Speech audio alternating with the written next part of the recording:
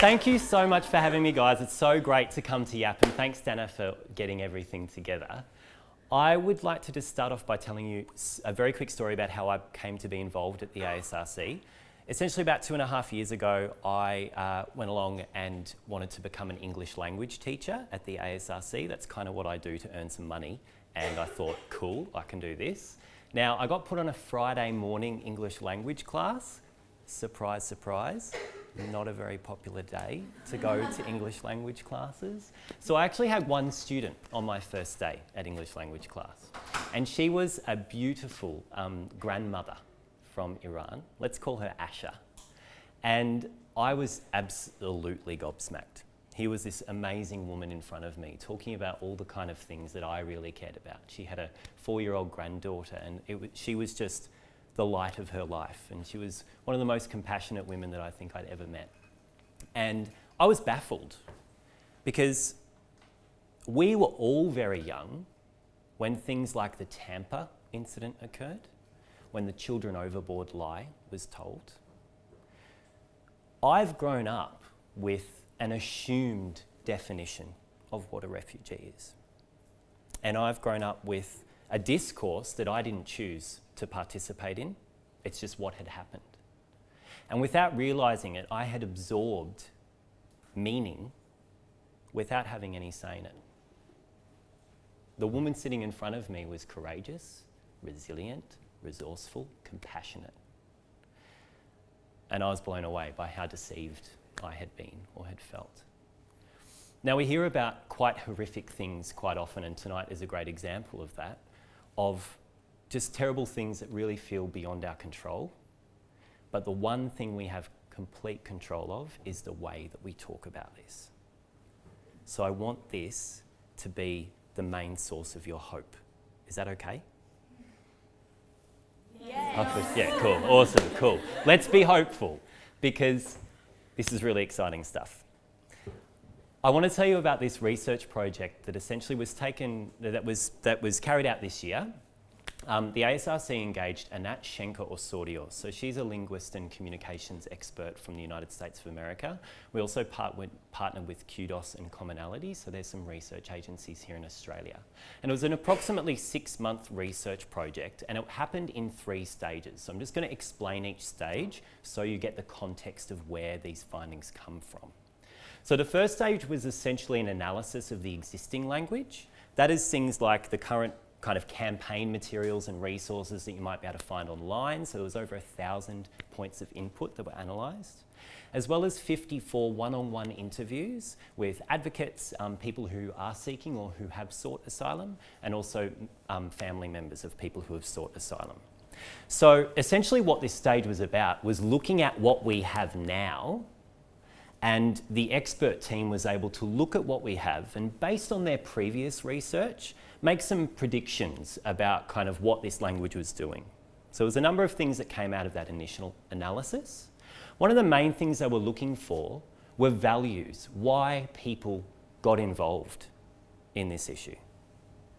So with that information, some draft messages were essentially crafted around these values that were elicited during these interviews.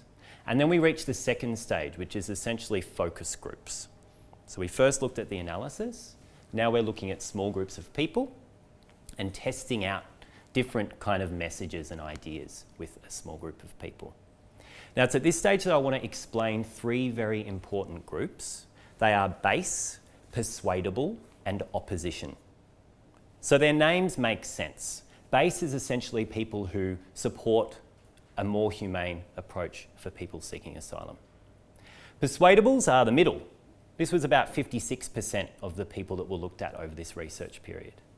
And then of course there's the opposition, who are the people who have quite firmly held views in opposition to those that I believe are shared probably by everyone in this room, I would assume. So we've got base, persuadables, and opposition. And there's a bonus group who are advocates. So they're like the super keen people, super keen. All right, so that's us, isn't it? Yeah, okay.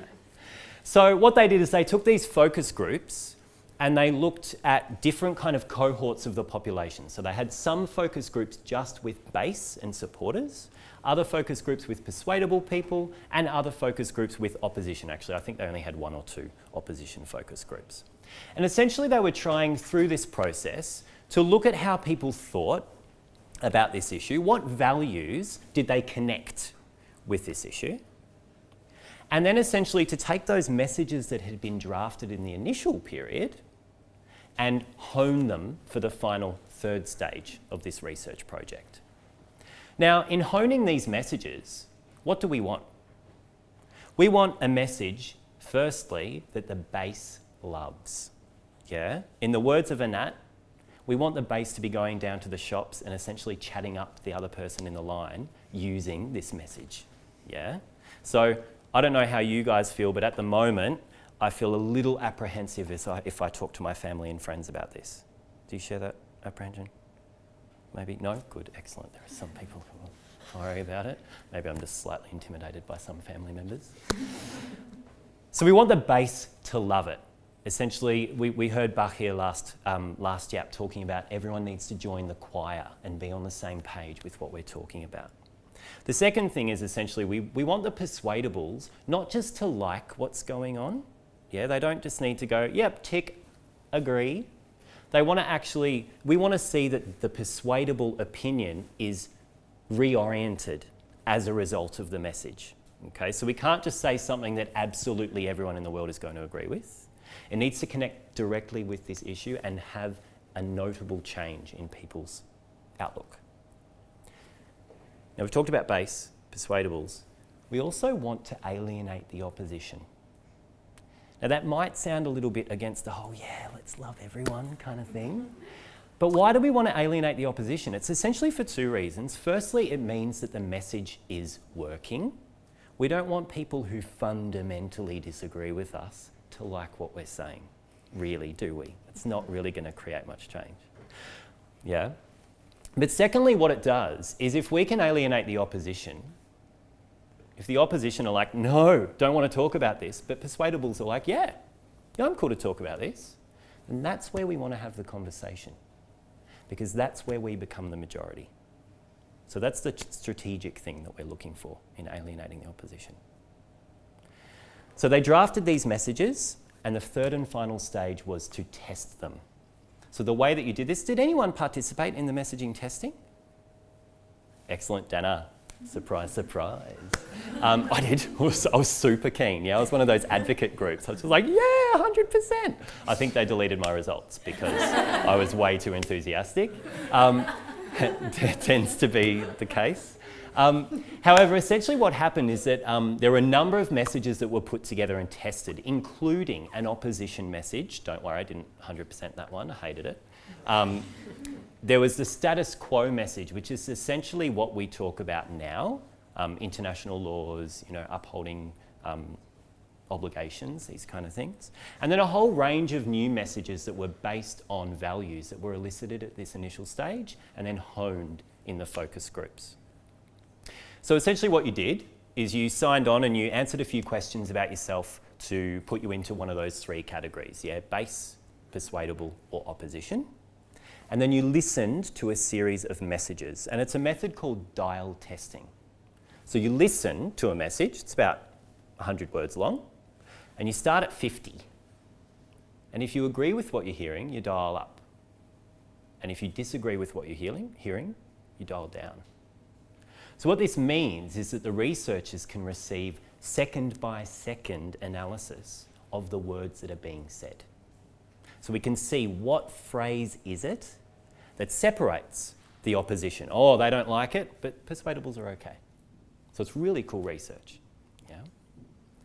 So essentially, what came out of this was that the opposition message is very effective, so we're up against a pretty amazing force. That's probably no surprise. There was no silver bullet. There was no message that conquered all. Yeah? But what we do have is some really, really valuable advice. And so I'm going to take you through kind of the main takeaways from this research. Would you like to hear one of the messages? Yeah? You'll have to excuse my kind of teacher voice. However, This message that I'm about to read out to you is actually what Anat refers to as a greatest hits compilation of kind of, you know how I said that they could actually look at second by second analysis of what words people liked, yeah, or alienated the opposition. This is a kind of combination of 2 or 3 different messages, putting it together to try and make essentially a greatest hits message. Are you ready? Feel free to close your eyes if you want to, I don't know. All right. So no matter our differences, most of us believe that all people deserve to live in peace. Our policies for people seeking asylum should respect human dignity and take place in full public view. Doing what's right means upholding people's basic rights to safety and fairness. We cannot turn an issue of human rights into political bickering. We all have a stake in making the world a safer place, so we need to fairly examine each person's asylum case in a safe space and quickly integrate the people requiring asylum into our communities. This isn't a matter of right or left, but quite simply a matter of right or wrong. It's not bad, is it? Yeah, it's pretty good. Yeah? Now, there's something I'd like to point out here, which was really cool from the research. The message states that we need to fairly examine each person's asylum case in a safe space and quickly integrate the people requiring asylum into our communities. This was one of those places where the persuadables felt, oh yeah, that's cool, I'm cool with integration. But the opposition went, nah. So that's where we want to have the conversation. One of the places, anyway. And so this is what the research gives us. So I'd like to now just pop up on the board a few key takeaways of how we want to be talking about this, according to the findings of this research. So,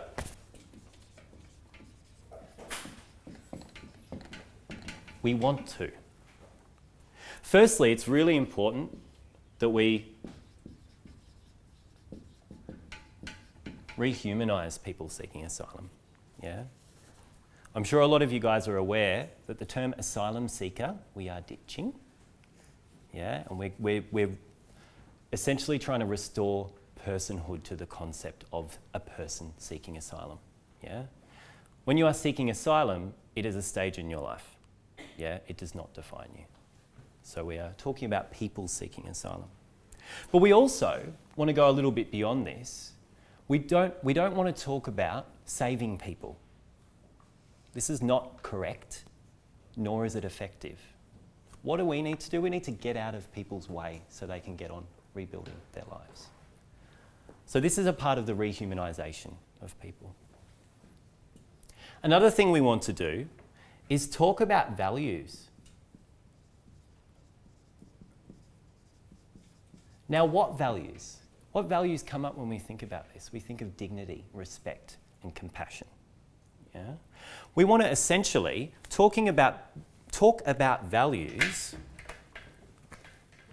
in a way that we identify a value that we share. Then we identify how the current situation directly contradicts that value. I'm sure you can think of many examples of how the current situation contradicts our values as a caring people. Then we want to do is propose a better way. Yeah? In fact, I'm going to rename these little bits. I'm going to say shared value, we'll talk about the current situation. And a better way. This is a really useful framework to make it easy for you to remember how to kind of structure a message you want to construct. However, I find if I talk about a problem, it gets into this thing about fixing things, and that's something we want to avoid. We actually want to create a process. We're not talking about fixing a broken system. We need to create a system in which people can be fairly and quickly assessed. Something else we want to do is, next. Where's my other colour? Oh, there it is. We want to name the following things. Firstly, we want to name the reasons why people come here.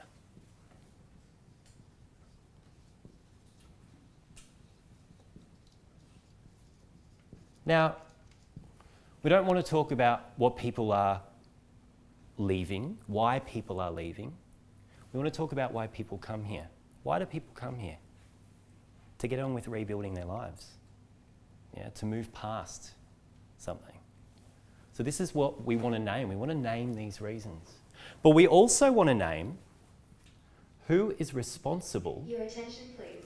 The Kathleen Stein Library and Community Centre will close in half an hour. Study rooms and public computers will close in approximately 15 minutes. Would patrons who wish to register as members, please go to the membership desk on the ground floor as registrations will close at 6:55. Thank you. We want to name who is responsible for harms. Now there's been a lot, this was taken from that initial stage when the researchers looked at what we currently use. There was a lot of kind of mystery around who was responsible for what was going on. Yeah, people are being detained. Who's detaining them? Yeah, people are being harmed. People are being subjected to terrible conditions. Now it's a natural thing we do linguistically, yeah, is to kind of focus on the people that we're talking about. But we need to get into a habit of actually identifying who is responsible for this. Who is detaining people? Us, or the government, yeah? So we need to look at who is doing what in order for people to actually believe that change is possible, yeah? If we don't have a target for people to take action and get those 1 million messages to Malcolm Turnbull, I'm so keen, I can't wait to write a few, then how are we going to create change if people can't identify who needs to change, yeah? 2 more. One more thing, we want to talk to our audience as people, as caring people, as compassionate people, not as Australians.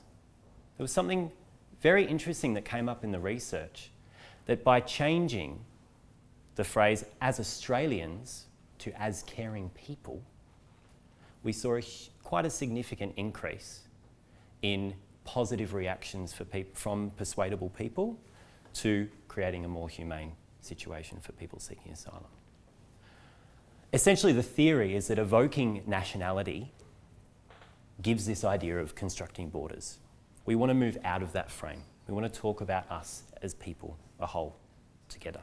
So we're caring people. And finally, this is one of the other recommendations, is that we want to tread lightly on current abuses.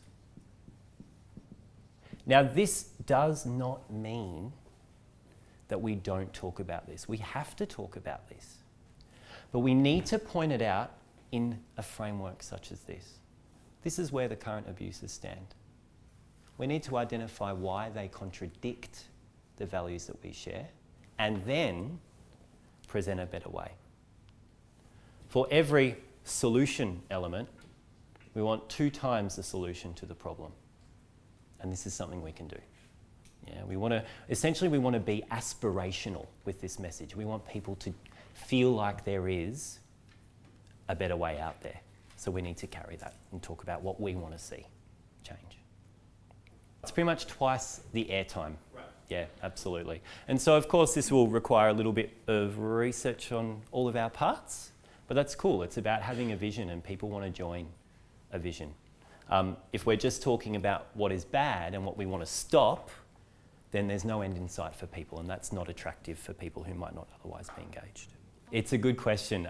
So essentially the messaging research was kind of limited to we need to create a process, yeah, and assess people's cases efficiently. There wasn't a huge in-depth look at the actual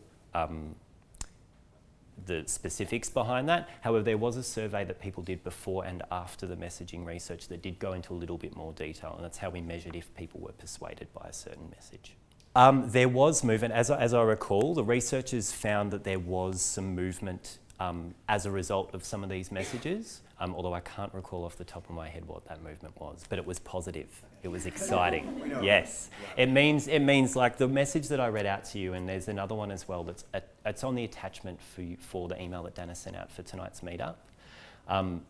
Essentially, these are the combinations of the messages that they found were effective and thus created some change in persuadable outlook.